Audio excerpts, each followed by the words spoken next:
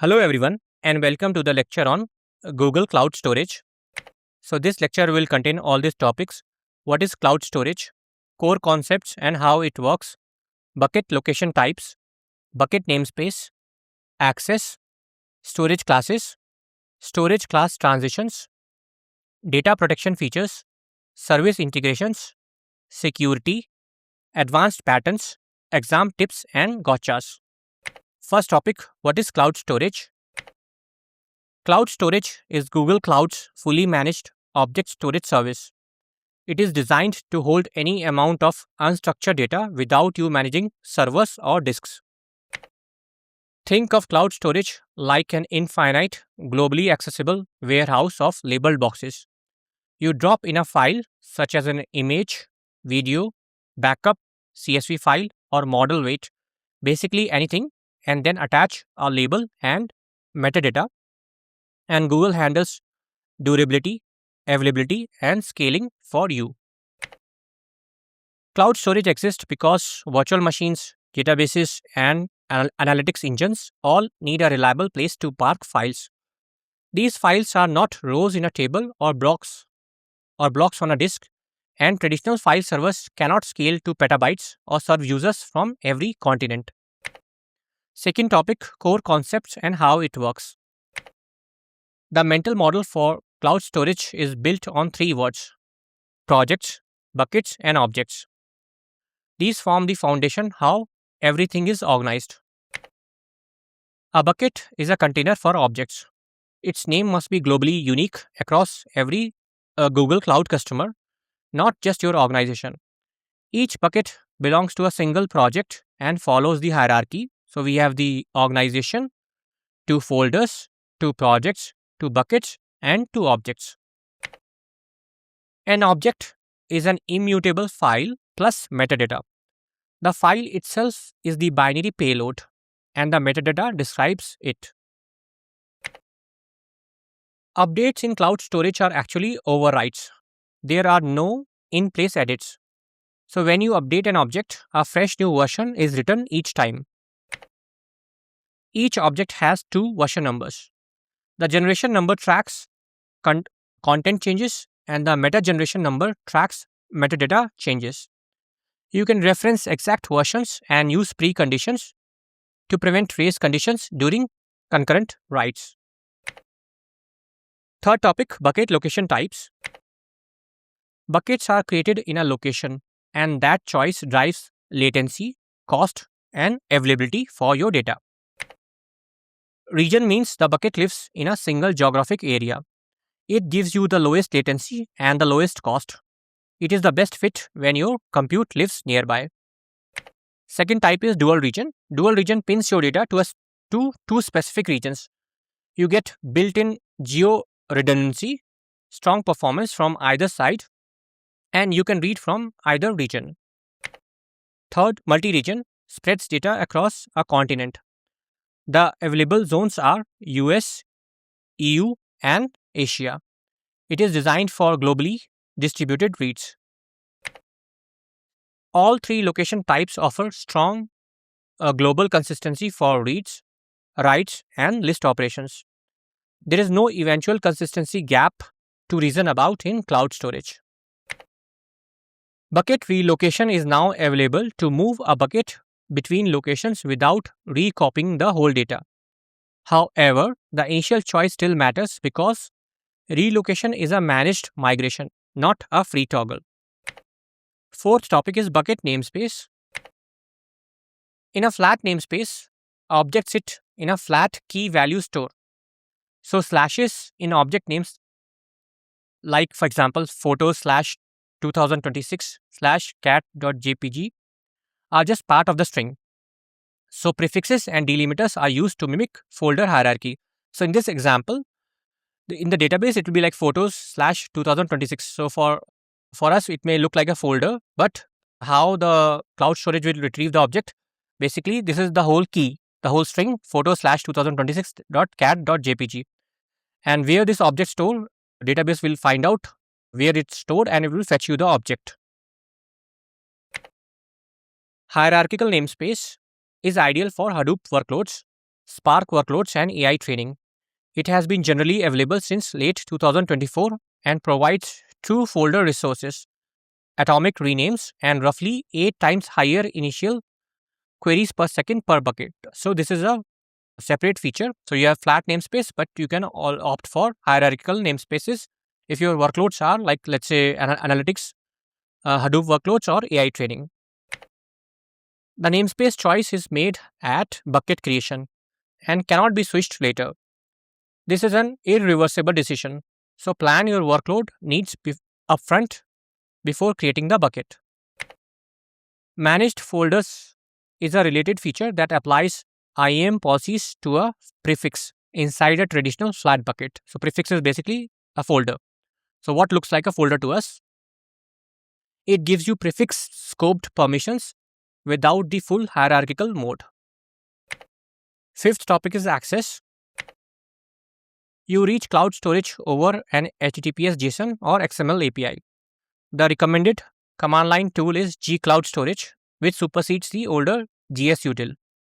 You can also use client libraries in your code or mount a bucket as file system using cloud storage Fuse. So Fuse is file system in user space. Signed URLs grant anyone access to an object for limited time. The recipient does not need Google identity, which makes it perfect for sharing files with external users. Objects carry two kinds of metadata. Fixed metadata includes attributes like content type. Custom key value metadata lets you define your own user-defined values for the object. Cloud storage offers 4 storage classes: standard, nearline, cold line, and archive.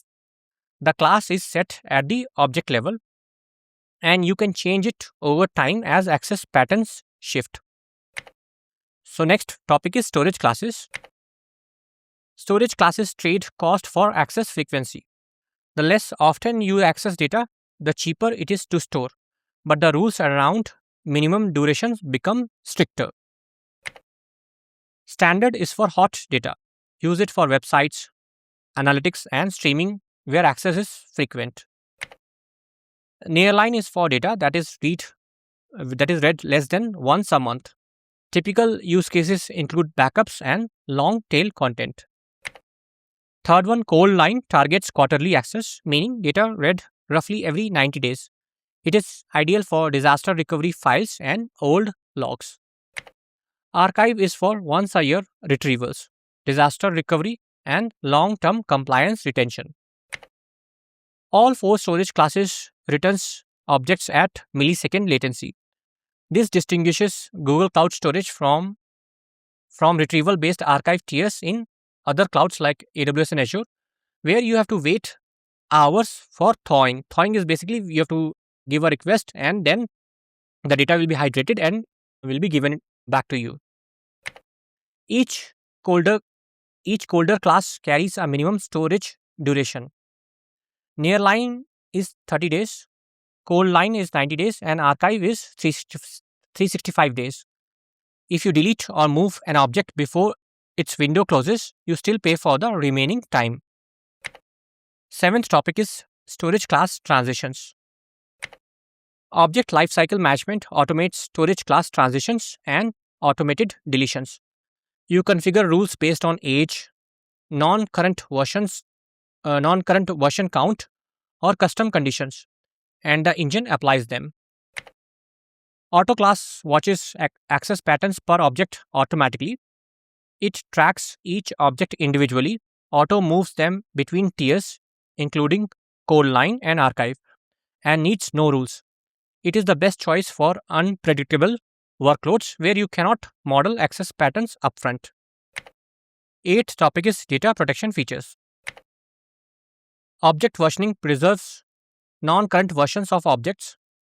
It is triggered on both overwrites and delete, so your version history is retained even if someone accidentally replaces or removes an object. Soft delete is on by default for new buckets. It retains deleted objects and non-current versions within a configurable window, letting you undo accidental deletions easily. Retention policies with bucket lock enforce write once, read many compliance across the entire bucket. Object level retention locks provide finer grained immutability when you need different retention per object. Event based holds and temporary holds pause deletion on individual objects. They are commonly used during audits or litigation to freeze specific files. Ninth topic is service integration. So BigQuery reads cloud storage directly as external tables or big lake tables for data lake analytics. It can also load native tables from the same files.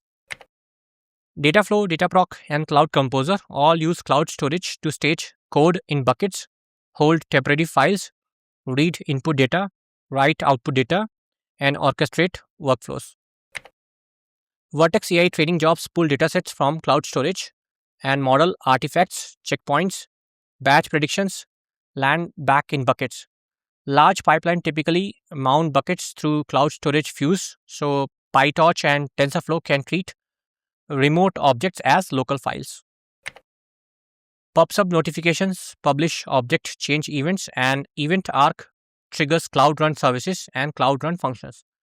Formerly called Cloud Functions, these fire on object changes and enable event-driven processing.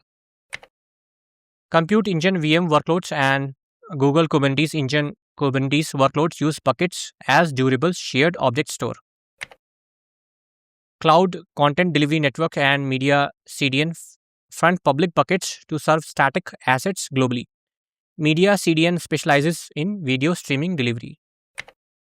Storage Transfer Service moves data into buckets from other clouds, and Transfer Appliance is an offline appliance for bulk petabyte scale transfers from on-premises systems.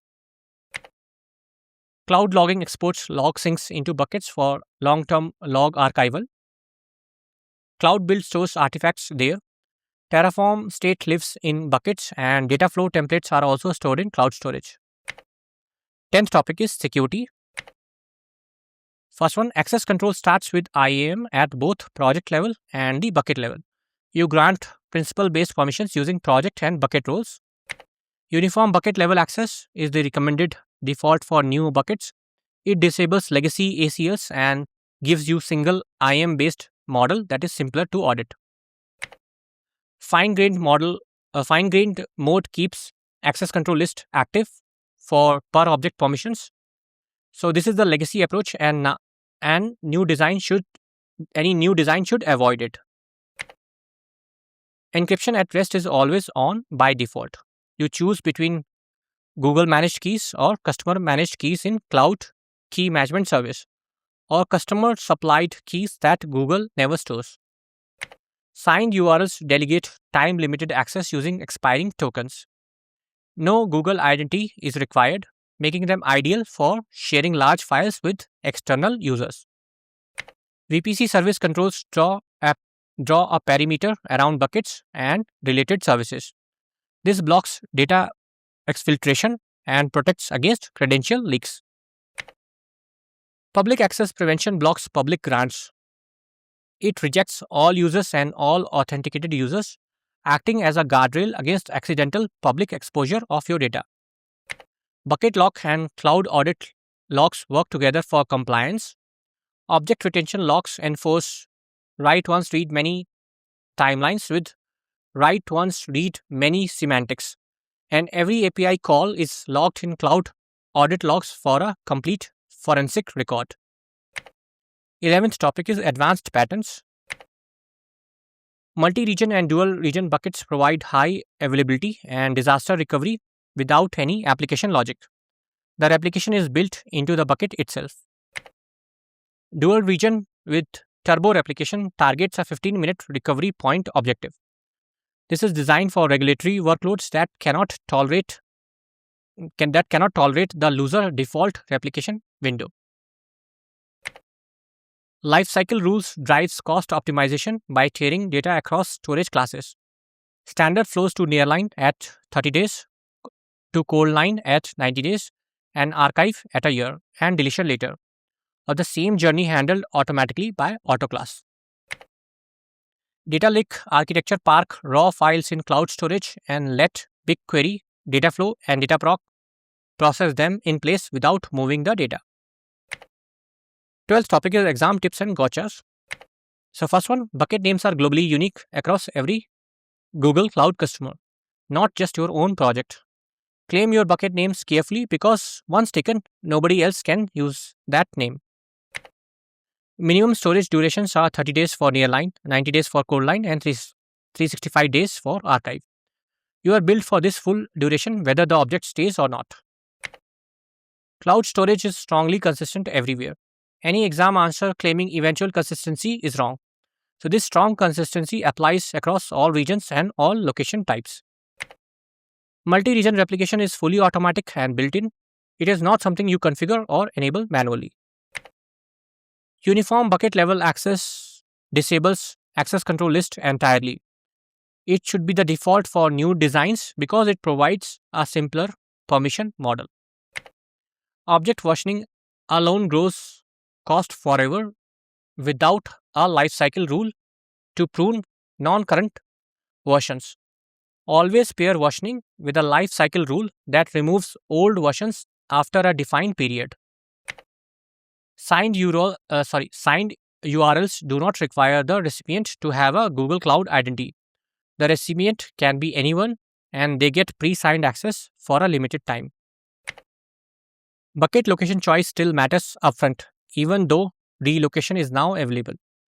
Relocation is a managed migration process, not a free toggle, so plan your location carefully at bucket creation time. The archive class returns data in milliseconds, so no thaw or rehydration is required, which is unlike AWS Glacier Deep Archive and Azure Archive, which need some waiting period. And that's all. Thanks for watching.